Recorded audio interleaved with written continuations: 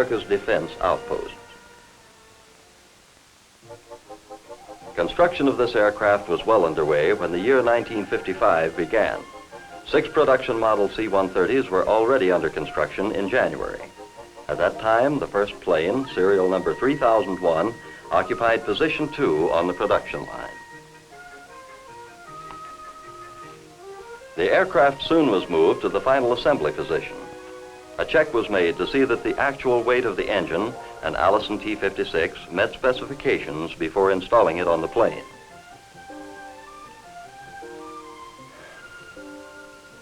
In the meantime, Curtiss-Wright propellers were uncrated, reversible blades were fitted into the hubs, and operation of the blade change mechanism was checked. A preservative was added to the engine fuel system until actual engine runs could be accomplished on the flight lines. The engines were turned by air-ground power for the pickling process. All engines were installed by mid-February. Before the plane left the production line, installations of personnel seats and equipment were checked and found to be satisfactory. The seats were removed and special first flight test equipment was installed. The first aircraft was then moved to the engineering flight test department for flutter and vibration tests. By late March, fueling operations and tests had been completed on all engines. High-speed taxi runs were made to check the operation of different systems and equipment preparatory to flight.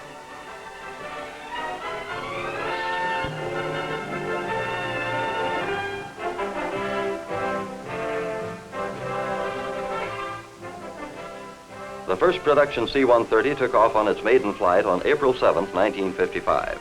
Only about 800 feet of runway were required for the takeoff. The plane was in the air 1 hour and 7 minutes. During this flight, landing gear and stall tests were satisfactory. Starting with this trip, a half dozen C-130s logged a total of 94 hours and 17 minutes in tests during the remainder of the year. The landing on the first flight was routine. Using reversible propellers, the plane required only about 2,000 feet of runway for the landing.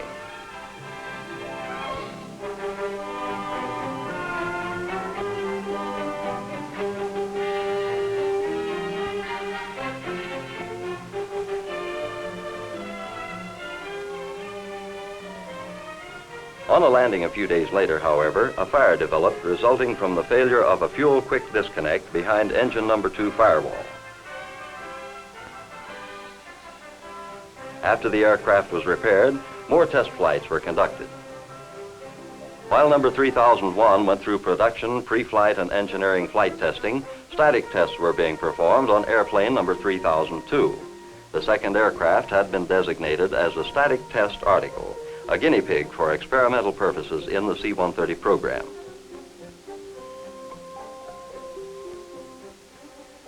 The fuselage of the static test article was prepared for an air pressure test. It was filled with containers to protect against serious damage should the section fail.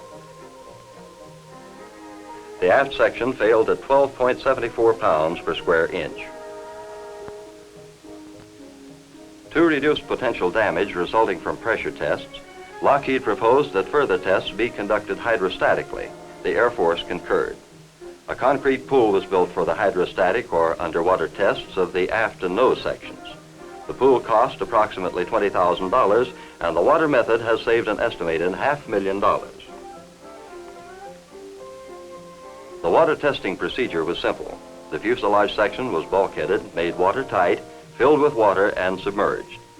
The interior was pressurized. With the conventional air pressure test method, when failure occurs, the force of the exploding compressed air causes secondary damage, which sometimes makes it difficult to find the origin of the weakness. Damage to the section is less in the hydrostatic test, since water, for all practical purposes, is not compressible. The forward section was pressurized satisfactorily. The aft section, which failed in the air pressure tests, was replaced and submerged in the pool. The section was successfully pressurized to 15.1 pounds per square inch, more than twice the normal operating pressure.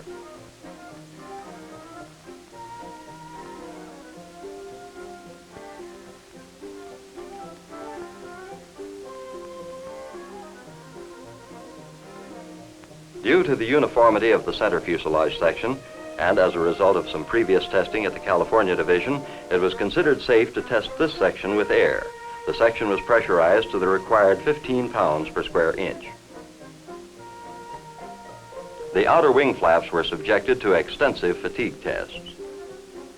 As weaknesses were observed, designs were improved until the flaps successfully completed 8,000 cycles. When tests began on wing down bending, it was necessary to use stop-motion photography to speed up the slow bending of the wing. The jumpy movements of the workers were caused by this camera technique. The slowly bending wing withstood ultimate load for 3 minutes without failure in the test for dynamic taxi, a condition critical for the outer wing panel. It also withstood ultimate load during the test on wing down bending and main gear load, a condition critical for the wing and main gear combination. A number of other tests were performed in an effort to improve the design of the C-130. Among these were the lateral gusts on the aft fuselage, including simulated airdrop, that is, with the cargo door open. The J2 door test, the tail-down springback test, and the test on the cam followers on the flaps. When the examinations disclosed any weaknesses, improvements were made until the parts were satisfactory. Separate tests were conducted on many vital parts of the C-130. For instance, the hydraulic reservoir was filled to capacity with fluid and slashed and vibrated simultaneously for 25 hours, simulating the most severe operating conditions. There was no leakage. During the year, special tests were made on a new cargo floor design. The new floor was constructed of extruded stiffeners riveted to a metal skin, which could be used to replace the solid machined stiffened panels in event of need for wartime acceleration of the C-130 program. The rolling test consisted of a rubber tire under a load of 6,500 pounds, rolling back and forth across the floor 2,000 times.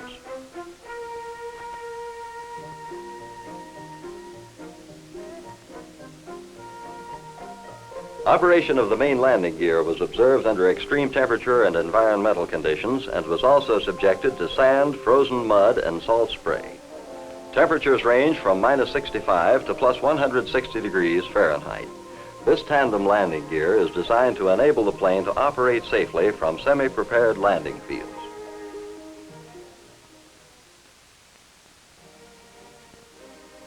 While the static test article was undergoing many rigorous qualification tests, other C-130s completed production airplanes were used for flight tests, demonstrations, and briefings for key military personnel. The first show was staged in July. Military personnel, newspaper reporters, photographers, and top television and radio people from all over the nation came to Marietta to see the new air freighter. The demonstration began with an exhibition of the flying characteristics of the Hercules. The turboprop C-130 is the fastest transport plane in production for the U.S. Air Force. It can travel at speeds of more than 370 miles per hour. A fast climbing aircraft, the C-130 can reach an altitude of 2,500 feet in only 60 seconds.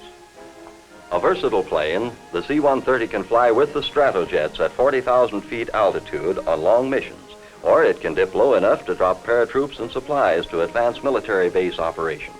The reporters, television, and radio men watched the Hercules back up over great distances. The unique ability to travel such distances in reverse makes the plane particularly useful in combat zones where time and space are limiting factors.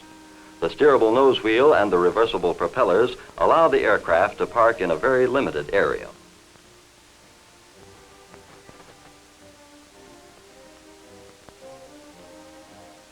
The writers and military personnel saw a display of the loading capabilities of the cargo transport. Men from the 18th Air Force, Donaldson Air Base, South Carolina, staged the demonstration. A 5,000-gallon jet fuel tanker was driven into the aircraft using the built-in loading ramp which serves as a rear door. This ramp also can be put at truck floor level for straight-in loading. The plane can accommodate 20 tons of heavy equipment.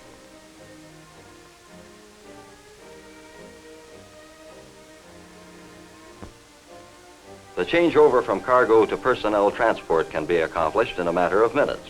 92 troops marched into the airplane during the demonstration. The C-130 can make either aerial or ground deliveries of men and cargo. In November, the C-130 presented a demonstration of loading general cargo at Dover, Delaware for the Military Air Transport Service. A training program was inaugurated to prepare men to become crew members of this prop jet plane.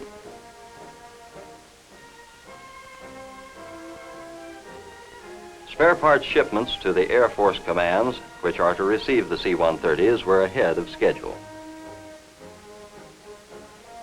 The Air Force decided to change from Curtiss-Wright propellers to Aero Products propellers. Aero props were installed on engine number 3 of the 6th airplane, and tests were begun late in the year.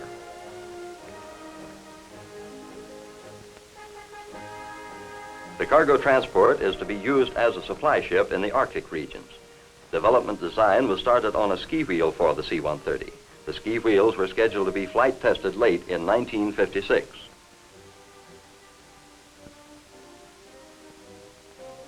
In preparation for flights into snowlands, the tail of the C-130 was painted red, the standard Arctic marking.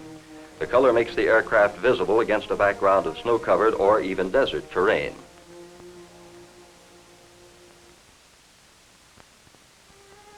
The testing and production programs were on schedule at the end of the year. 12 C-130s had been completed. Some were released to the Air Force for testing. Airplane number 3018 was starting on production line. Climatic, aerial delivery, desert, wind tunnel, and Arctic tests were scheduled for the next year. A highlight of the year came when the Hercules made its first extended flight, flying from Marietta to Philadelphia for the National Air Show. By late 1956, the new versatile cargo transport was scheduled to take its place as an operational unit of the United States Air Force.